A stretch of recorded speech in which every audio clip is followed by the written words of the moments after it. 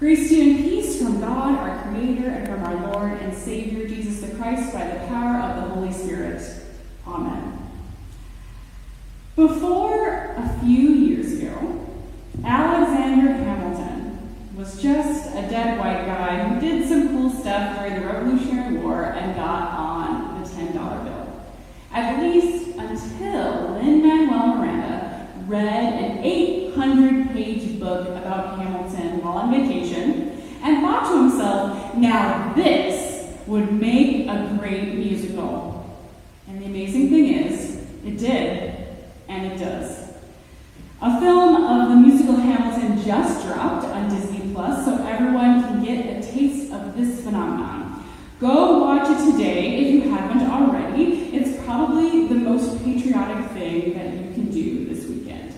It tells the story of a young and ambitious Scottish immigrant and his complicated role in setting up this country for success, and also his many, many, many faults.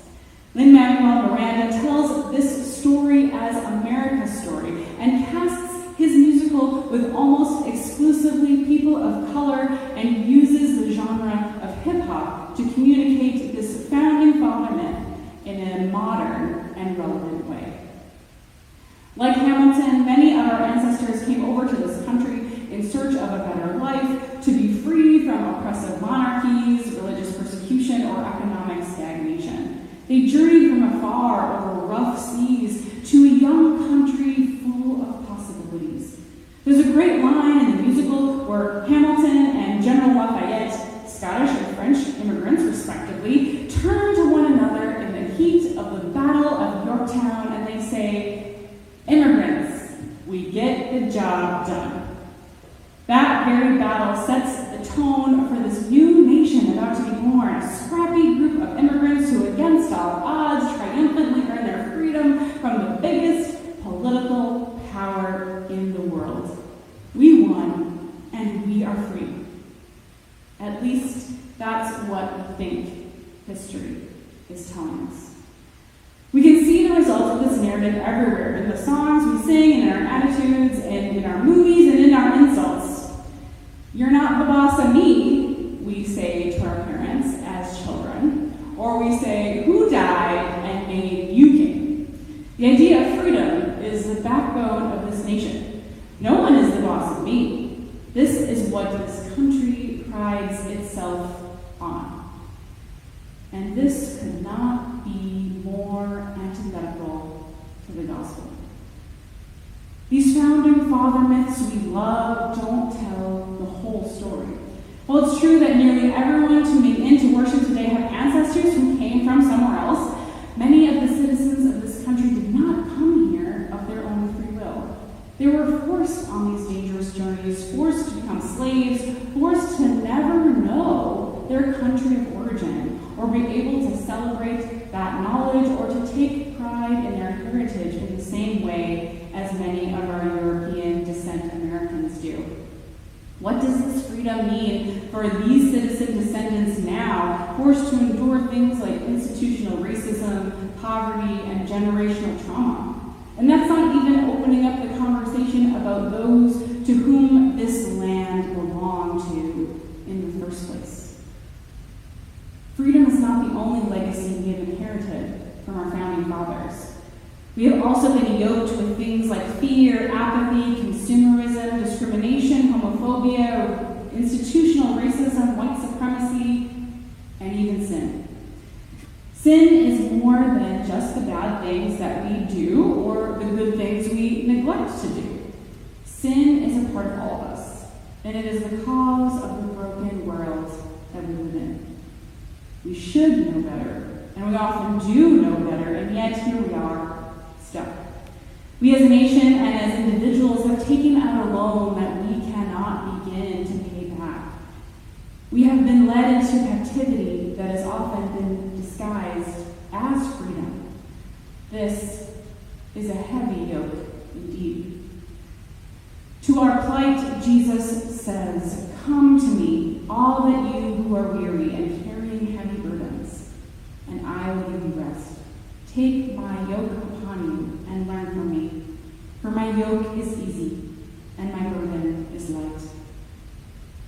This teaching of Jesus may sound very familiar. It is an especially popular text for memorial services, and why not? The image of my loved one who is now at rest with Jesus is a very comforting one. But while this text is a beautiful one for funerals, Jesus is not just speaking about those who have died. Jesus is speaking to us, right here and right now. We've been carrying a lot. Perhaps you've been worried about finances during this pandemic, as many of us have in these last hard weeks and months. Perhaps a family member or friend of yours is sick or recovering or struggling with the restrictions that COVID brings to all people who are medically fragile. Perhaps you're struggling with technology that is unfamiliar, or you're struggling with loneliness. We are tired, worry tired, sin tired, tired to death tired. Jesus gives us the rest that we so desperately need. Not because Jesus will take away all of our worries and make our lives perfect with the wave of a magic wand. No, Jesus gives us rest because Jesus takes on our burdens with us and for us. Jesus took on your burdens, your sins, your fears. All these things that bring death to us have been nailed to the cross with Jesus. All the power that these things had over us were shattered that early Easter morning when Jesus burst from the tomb alive. Your burdens couldn't hold him. Your sin couldn't hold him. Jesus defeated them all, and you are truly free. But how are we going to live out this freedom in the rest of our lives? We all have been freed by the only kind of freedom that really matters, the freedom that comes from Jesus. You may have the right to do whatever you want, but if you aren't living in this freedom for the sake of our neighbor, we might as well still be a British colony. This freedom is worth more than 100 Bill of Rights, more than any Declaration of Independence, more than 1 million fireworks shows.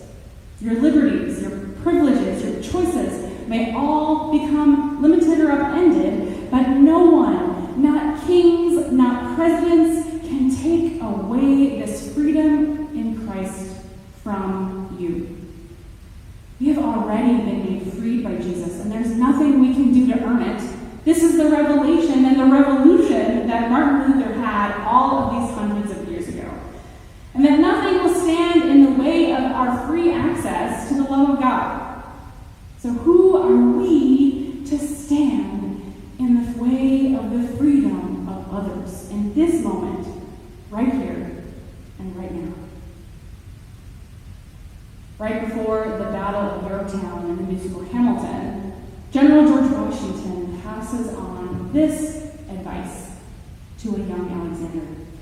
He says, "Let me tell you what I wish I'd known when I was young and dreamed of glory. You have no control who lives, who dies, who tells your story. Remember from here on in, history has its eye on you." They were living in the thick of history in the making. But then again, so are we. Let's live in such a way that when our kids, grandkids, nieces, or nephews, that kid down the street doing a history project, when they ask us about 2020, we don't have to massage the truth or leave things out. May we live in such a way that we can look them in the eye and say with confidence, I tried to the best of my ability to protect my neighbor from dying.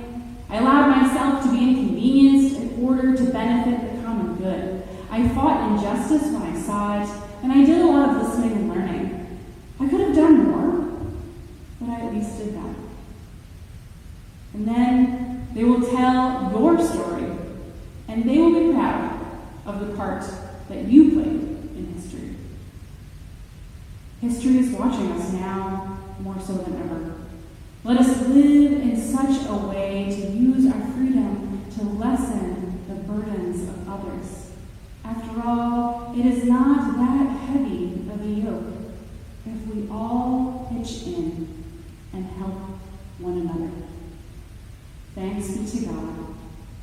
Amen.